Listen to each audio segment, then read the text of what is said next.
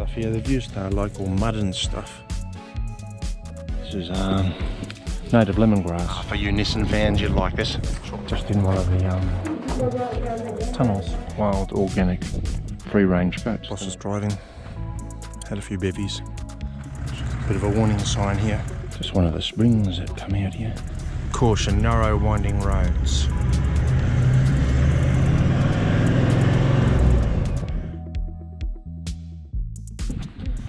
Out on a Blinman pools tour with Sally, one of the owners. Husband, David, own the property here, run merino sheep. A lot of wild goats, and they harvest them or paddock them up and ship them out a couple of times a year. They say they get more for the wild goats, wild, organic, free-range goats, than they do for the sheep. Wool on the sheep anyhow. So they're getting about $9 a kilo, $10 a kilo for the wool. So the boss is telling me that it costs about $85 per person for this tour. Picked up at 9 o'clock, should be back at the homestead campground area about 1ish. They got some self-drive, four-wheel drive tracks here as well. If you stay here, some of them are free. Some of them you still need to pay for. And I suppose that's all about maintenance and upkeep of the tracks and stuff like that as well. And obviously access to parts of the property that you wouldn't ordinarily have access to. Still haven't showed you the camp area yet. I'll have to do that. On the way through here we've seen red kangaroos, western grey, Euro, and I've already mentioned goats. This is native lemongrass, and it's got a very aromatic smell to it. Bit tough apparently in cooking, but Flinders range gin distillery uses this and some lime to make a one of their brews, gin brews. I think they've got 4 flavours. I have a Kwandong one, I haven't tried it yet, but Sally was saying that was her favourite until they made this brew. I'll be visiting there in a couple of days, so I'll bring you with me, eh? Gonna guess this is one of the Blinman pools.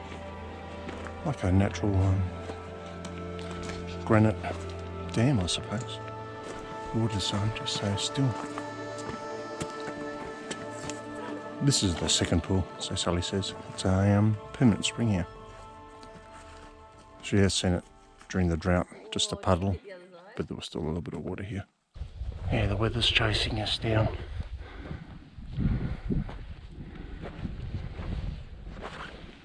So the waterfall is still trickling over there. So yeah, way bigger than the higher than the second pool. Just one of the springs that come out here. See it? That water's not cold. It's not hot or warm either, but it's certainly not cold.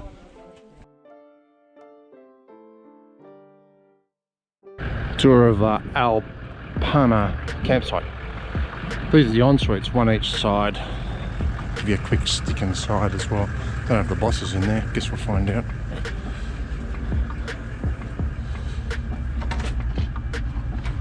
No screens. So pretty spacious. Toilet behind the door as well.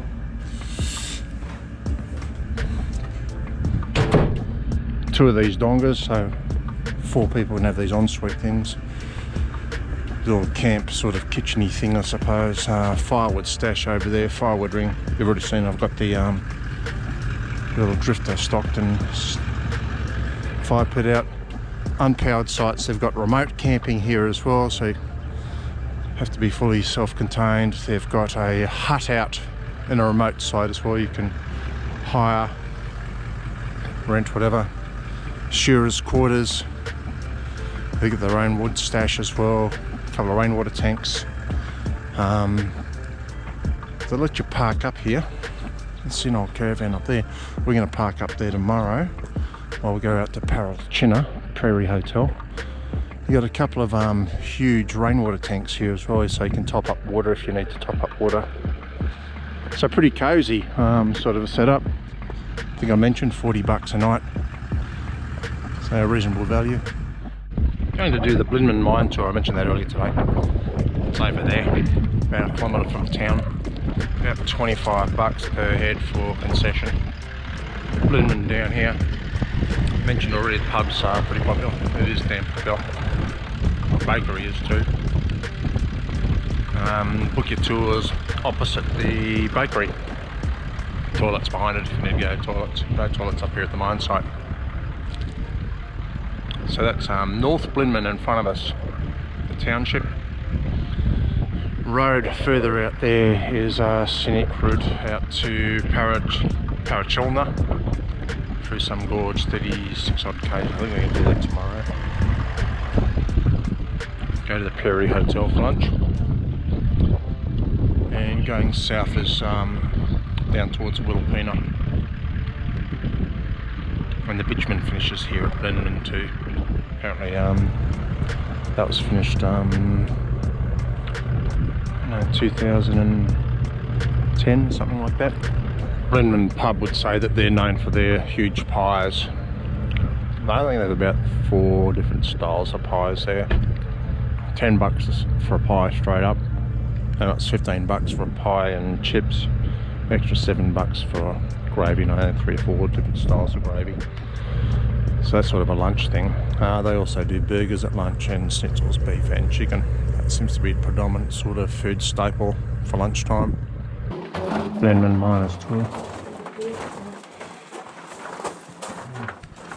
Just in one of the tunnels.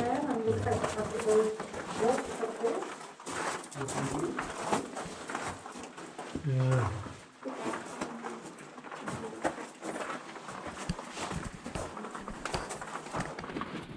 Tour takes about an hour. Pretty good value. Very interesting. Go down about 2 levels.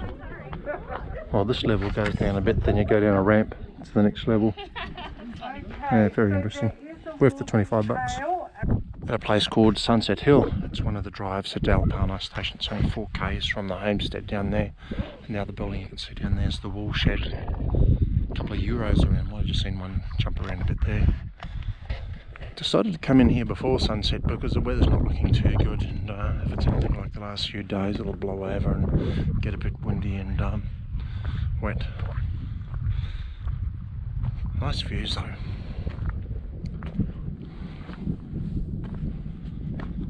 If you're not staying at Alpine Station, you can actually come in and do some of their 4-wheel drive tracks, but as I've mentioned earlier, you'll probably have to pay for access. I think that's fair and reasonable. It's on private property and they need to maintain tracks and stuff. Just had morning tea at the Miners Crib Bakery at Blinman, as you do. Going to go for a bit of a scenic drive this morning and head back to Alpana, pick up the van and head off. Bit of a warning sign here. Yeah. I just put the hubs in. Just never know. It saves me getting out later too, if I need to. That's the main track. Go that way, you need a permit. There's another track sort of to the, let me see if I get this right, west. You need a permit there as well.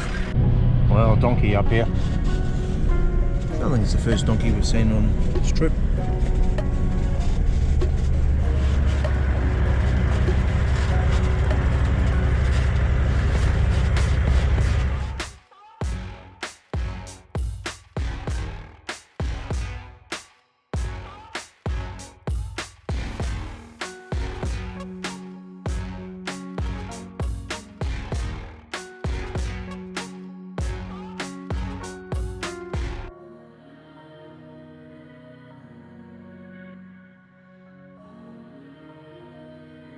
Finished the first 11 k's of that track. I haven't had 4-wheel drive yet. Nice little drive, very scenic. I can see that it would be 4-wheel drive, it was a bit wetter. Pulled up at the place called Arkaroola Homestead Ruins. There's actually quite a few buildings around here. You can see a bit of the construction stuff here. They've used local mud and stuff, packed it in the centre and used it as a sort of mortar, I suppose. Can't imagine that, well, it's evident, isn't it, that it would be too weather resistant.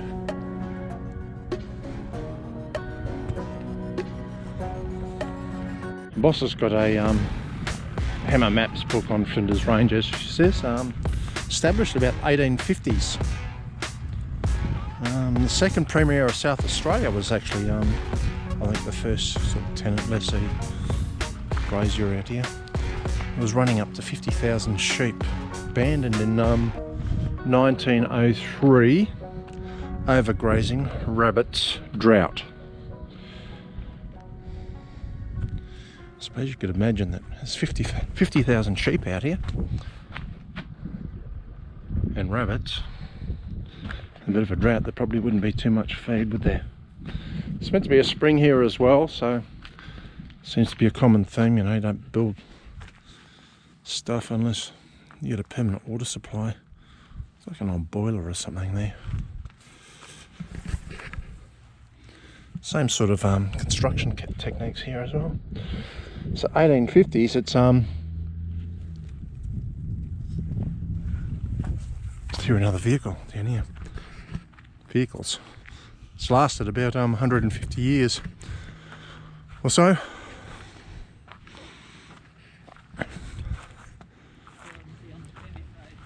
Pardon? Yeah, the vehicles are coming over permit road. There's a couple of permit roads that come in through here. We've been on the public access one.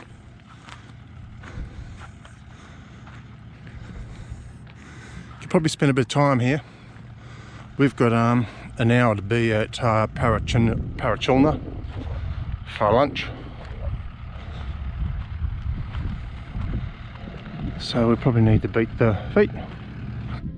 Oh, we've finished the feast at Prairie Hotel, Blinman. No, Prairie Hotel, Parachinella. Boss is driving. Had a few bevies. She's decided to take the long way back to the camp. Another scenic drive. We were having a feast and a bird came in and said, flat left tyre, that's a spare. Picked up a little bit of a puncture, don't know if you can see it, just there. One plug, see how it goes, see if it holds up. A bunch of emus up there wallowing in some water on the road. And Boss is going to see how far she can walk up, but she's the famous bird whisperer, scares them. Alright, just to give you an idea where we are, Blinman's up here. See that up there? There. We're staying at Alpana, which is there. And we've come down south into the national park, which we need a permit for. We turned right, and now we've come up to a place called Arkaroola. Just have a look around, and then we'll come back out, come down south, follow this track around, and it brings us back down to this main road down here, and we might drop into Wilpena, which is just there. Then back up to Alpana, where we're camped up at a station stay. About 1845 was the first pastoralist in here. They built a homestead just up here. The information boards back there suggest there were up to 10,000 sheep in this valley. A couple of natural springs as well. So obviously a permanent source of water. Looks very green now. There's been a lot of rain around from what we understand. So the first pastoralist was John Frederick Hayward, 1851. Ran 9,500 sheep here. Made profit from the sale of their wool. 54 he built the homestead here. And 62 he sold the property, £40,000, and returned back to England 15 years after having come to Australia with £40 in his pocket. The place suffered drought in the following years and the homestead burnt down. This station, apparently when it was built, had running water. They ran water through hollowed out native pines and eucalypts from the springs. And they used same sort of method to water the sheep as well. Some old stockyards down there.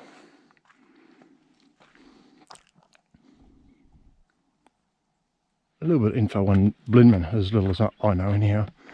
There's actually Blinman Township and there's Blinman North. Blinman North has the pub and a bakery there and a mine tour. I think it used to be an old copper mine. Trying to book in there for 2 o'clock tomorrow for that. Pub's certainly worth a visit for a lunch and a bevy. But be warned, even for its remoteness, it's very popular. It's Blinman is meant to be the highest town in South Australia as well. The bakery does some nice cakes and stuff as well. Even Portuguese tarts. Yumbo, eh? So it's worth a morning tea or an afternoon tea. Various accommodation around that area as well. As I say, we're staying at Alpana, which is a station stay. Just going through Brachina, B-R-A-C-H-I-N-A, might be called Brachina Gorge. It's heading up to a lookout. It's about a 9 kilometre turn, a 9 kilometre route that we're going from our intended track. Boss wanted to take a photo up here of some of the geology. That's a big word. Rocks.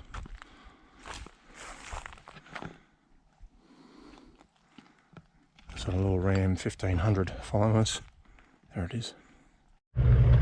Here you'll see a little bit more of this Brachina Gorge. Just before I was talking about that little Ram 1500, just behind where we were parked there was a big water hole, and it would have been, I don't know, 1.5 foot, 2 foot deep. On the exit side, so the side that we came out, there was a little bit of a ramp, and then there was another hole, 2 holes. Well, old mate was out there videoing, and his missus went through that hole and launched the 1500 into the air, and there was some sounds I wouldn't want to have heard when it decided to land back on ground. And the boss said she saw a bit of steam and stuff happening. So I'm guessing when we go back we might see if they're still there and they need a hand.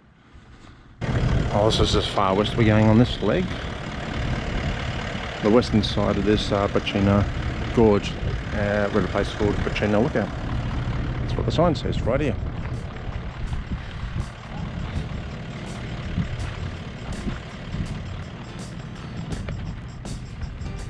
There's a geological drive through here. Drive through time, they say. Points out various types of geology and minerals located in the area and their age as well.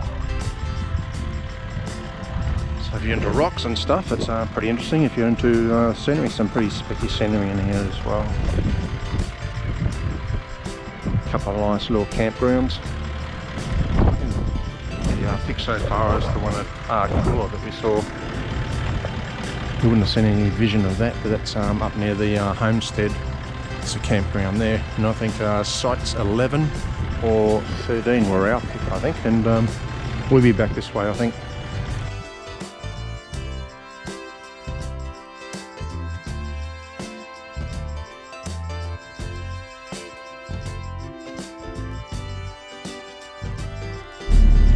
Okay, this is where that Ram 1500 launched itself. Landed in these pools just in front of the bonnet now, after coming off this little rise on the outside. We have passed it, so it's still going.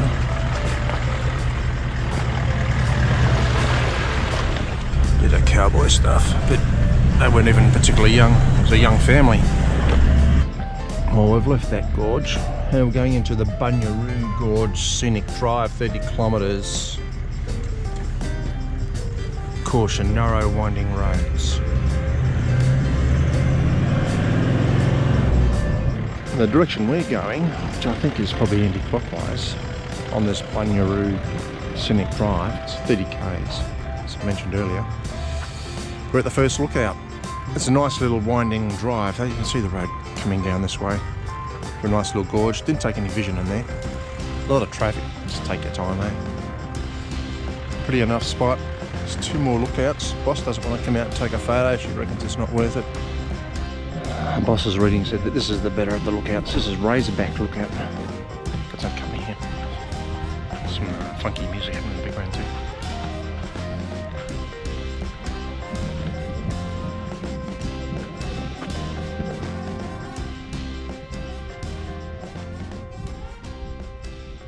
Well, I mentioned earlier this is a long distance walking trail, and that's what the sign says. We didn't stop at the third scenic lookout. Come past, just a little bit past there, to an old hut. Pine trees up here aren't introduced, they're all natives, much like up at Arkaroola. Though we haven't seen as much dieback here as we saw up at Arkaroola. As you may recall, they had a pretty severe drought up there for about 3 years, and it knocked the crap out of their vegetation and wildlife too. So this is the hut, Yanyana. Tell you more about it shortly. So here we are inside the Yanyana. I think it's a rest area that's also used on the Hasten Trail. Water, probably some emergency food in there as well, in case you get carried away with your fire. Overnight walkers' use. The significance of the horse yards, or the reconstructed ones anyhow, as part of pastoral lease, Aruna, I think it was. Obviously back in the day. And the hut, there used to be one of those pine and pug huts in there, obviously not there anymore, just used now for the walkers.